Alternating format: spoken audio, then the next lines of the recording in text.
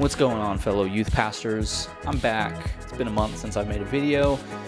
Been traveling more than usual, but I'm back at it. So whenever I do get a chance to travel and meet people, whether it's influential pastors or just pastors that have been in the game longer than I have, one of my favorite questions I get to ask them sometimes is, what books are you currently reading, or what books have you read that you found to be really vital and really important and really impactful in your life over a long period of time? And I really love getting this answer because there's always such a wide variety of answers, and it's really great to get the insight from people that have been in the game much longer than me of what has impacted them and what has influenced them and their decisions.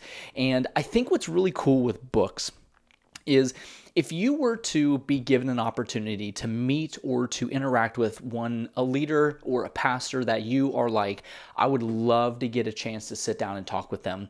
If you were to think of how much would it be worth for you to spend an entire day with that leader, whoever it might be. If it's in the youth ministry space, you might think of a name that's really popular, like Terry Parkman. You think of a Tim Summers, you think of a Doug Fields, you think of like a Jeannie Mayo. Like, how much would it be worth for you to sit down with them for an entire day? Honestly, I think most of us would say, oh, it would be worth a lot of money. It would be worth for me to go fly to them, book my own hotel, even pay them for a day of training and leadership, whatever it might be. And we can all think of a few people that were like, I would pay thousands of dollars to be able to go and sit down with them and interact with them for a day. The cool part about books is you get all of that for $20. I think books are one of the most impactful ways that you can get very thoughtful, great insight into leadership, theology, whatever topic it is, from somebody that's much further along than you, maybe even much wiser than you. $20 and you get access to such great information from them. So books are really important. Be reading books. There's an old adage that leaders are readers.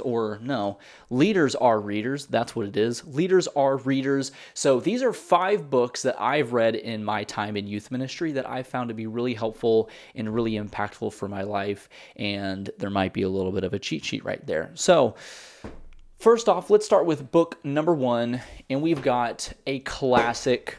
Hopefully you didn't hear that. We've got a classic book in the youth ministry space, which is Your First 2 Years of Youth Ministry by Doug Fields. And this is a absolute classic, probably the one book I've been recommended most. I'm on some Facebook groups and I've been around youth pastors, and this is one of those books that they introduce and recommend all the time. And I think this is a really great book because, as the title is, Your First 2 Years of Youth Ministry, there's lots of really basic, but not basic in the sense of like, oh, these are cliche, but really foundational things and practices and ideas for you to learn as you get into youth ministry. And even if you've been in youth ministry for a while, honestly, I think there's a lot of things from this book that can be really helpful, that are helpful even if you've been in for 10 years and you just need a refresher, because we all need refreshers here and there about things that we've just forgotten about, or things that we tend to think of like, oh, I got that, I know how to do that. Well, sometimes if you sit down and read a book about the fundamentals and the basics, it might re-spark some ideas and might re-spark some things. So honestly, wherever you're at in your youth ministry journey, this book might just be a really good read for you to pick up. So it's Your First 2 Years of Youth Ministry by Doug Fields. All right, book number 2, we've got Sustainable Youth Ministry by Mark DeVries, I think is how you pronounce it. Probably going to pronounce some names wrong today, but Sustainable Youth Ministry. Here's what I really find is interesting about this book. Here's a really interesting question to think about with your youth ministry. Are you setting up your ministry to survive, to thrive, or fail when you leave? When you're long and gone, 20 years down the road, have you done anything in your youth ministry to make it sustainable, so that way in 5 years after you move on, will that youth ministry be set up to survive, thrive, or fail? And I think there's a lot of principles in this book that obviously totally apply to your role currently as a youth pastor, but help you think a little bit more long-term of, what am I doing to make sure that whoever comes after me they are set up for success. And a lot of times thinking of that principle actually helps you make a better system and a better design now, not just for down the road. And so sustainable youth ministry goes into all sorts of different practices, but to me, that's one of the big key takeaways is, are you setting up your successor or whoever takes over after you? Are you setting them up for success, and are you creating a sustainable youth ministry, not just one that is led by your personality and by your ability, but by the talents and the abilities of many people? So, Sustainable Youth Ministry by Mark DeVries. I think that's how you pronounce it. All right, book number 3 is not a youth ministry book or a ministry book in general, but I think it's a really impactful book for any youth pastor or any leader, and that is Atomic Habits. It's a super classic book. Pretty much everybody in the world at this point that's into leadership development stuff probably has read this a few times, but in case you haven't, Atomic Habits is a really good book, and it's really good about being purposeful about the habits that you are putting in place in your life, and really thinking through of how can you maximize the time that you are given, the time that you're allotted.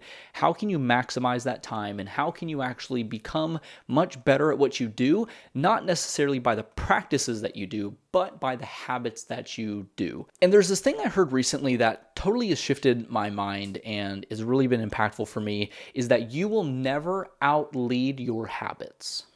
You will never outlead your habits. Whatever habits you set, that's going to kind of become a bit of a limit or a ceiling for what you're capable of doing. And so the habits that you're forming and doing right now, are they setting you up for future success, or are they setting you up for a long uphill battle in the future because you didn't do some things now to set you up for success later down the road? So Atomic Habits, great book. Definitely read it. Super worth it. And it's by James Clear, and it's a classic already, even though I think this book just came out not too long ago, like 7 years, something like that. But it's a great book, not specifically youth ministry or ministry related, but very good. So pick this book up. All right, book number 4. Is Faith for Exiles by 2 authors, David Kinnaman and Mark Matlock. And funny enough, this book actually right now with the leadership team I have, we're actually going through this book together as a team because I really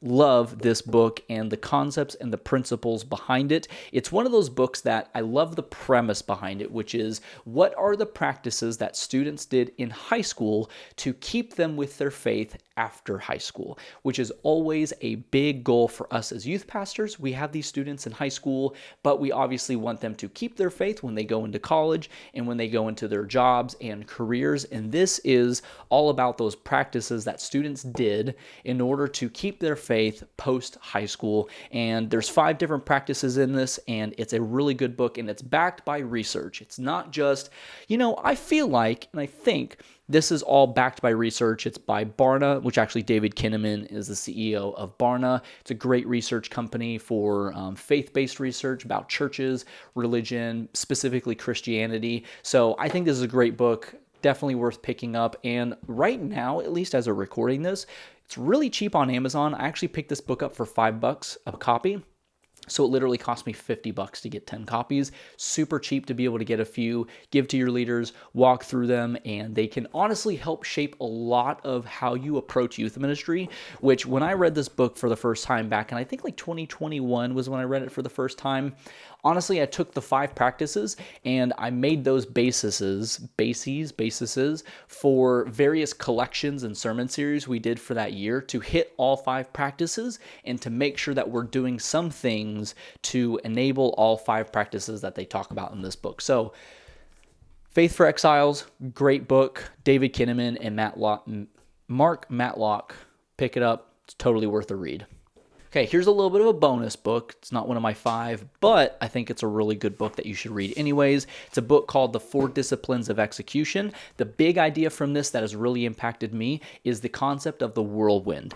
So probably about 80% of the work that you do in a given week is to keep your ministry going, to help it just survive another week. There's a lot of things that go into making just another Wednesday happen or another Sunday happen, whatever night of the week you meet. There's always a large large chunk of the work that you do to make just the thing go another week. The important thing is to create goals and to step outside of that whirlwind, all of the things that it takes to keep it going just that next week, and to work on things in the future. And I think most of us tend to do this a little bit, but I think being conscious of it and how to do it, I think is really helpful. And this book points out a lot of those things that we can just kind of assume we do and assume we know. But as soon as we put language behind it and put wording behind it, I think it becomes a lot more real and it becomes a lot more tangible. So for me, the WIG, which is a wildly important goal, and the whirlwind and all that stuff is a really big concept from this book that I've loved and I've taken with me for the past few years. So I read this book actually over COVID during the dark ages. So pick this book up, 4 Disciplines of Execution by Chris McChin. I'm not even going to pronounce them because I don't know. I'm going to get them wrong. So 4 Disciplines of Execution. Looks just like this.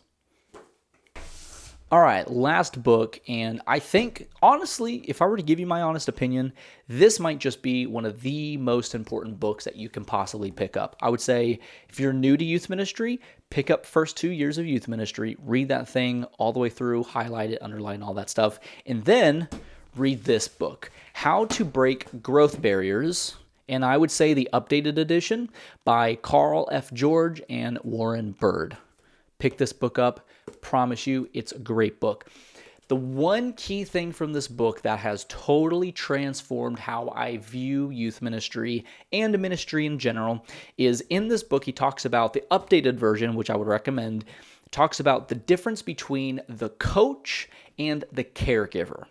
Most of us in youth ministry, we are convinced that we have to be the primary caregiver to every single student that walks through those doors. That is by all means a noble approach, and it's a good approach. But if you want to find yourself breaking growth barriers and enlarging your territory, as the prayer of Jabez says, and expanding your influence, if you ever want to get to that point, you have to make the switch from a primary caregiver to a coach. The difference is, if I have the capacity to effectively care for and pastor 10 people, then either I can make and limit and cap the youth ministry to 10 students that I can personally care for, or I can shift that to 10 leaders, and maybe all 10 of those, maybe they have 5 people, maybe they even have 10 students each that they can effectively care for and pastor. Now, all of a sudden, the limit in the size of the youth ministry can go from 10 to 100 with just a simple switch. And there's a lot more to it, but basically the idea of this book goes into a lot more of the details of how that plays out and how that functions. So either you can care for 10 students or 10 leaders. Obviously, you still care for students. It's not to say you're not going to do that, but the mindset, the perspective shift, I think is what's really important. So if you ever want to get around to breaking growth barriers, this book, I think, has a really important mindset shift for you to have in order to get to there. So switching from the primary caregiver for every student to being the coach for your leaders, who then get to pastor students and then get to use their gifts. And it's kind of like a layered model, if you want to call it, much like the model that Jethro gives Moses back in the Old Testament and all that sort of stuff. So these are the 6 books that I would totally recommend for you to read as a youth pastor, because books are really important and books can give us a tremendous amount of knowledge pretty quickly and very cheap without having to fly to someone, sit down a whole day with them, spend all the money, spend all the time. Instead, you can just pick you up a book for $20 and get all of that condensed, thought through information and learn a whole lot, because leaders are readers. So hopefully you enjoyed these 5 books, and I'd love to know what other books that you would recommend and that have impacted you in the comments. So you can drop a comment and let me know what kind of books you have loved over your span in youth ministry, or books that you're reading right now and you're like, man, I really like this book. So I'd love to hear from you. And as always, have a great day. See you guys in the next video, and have a good one.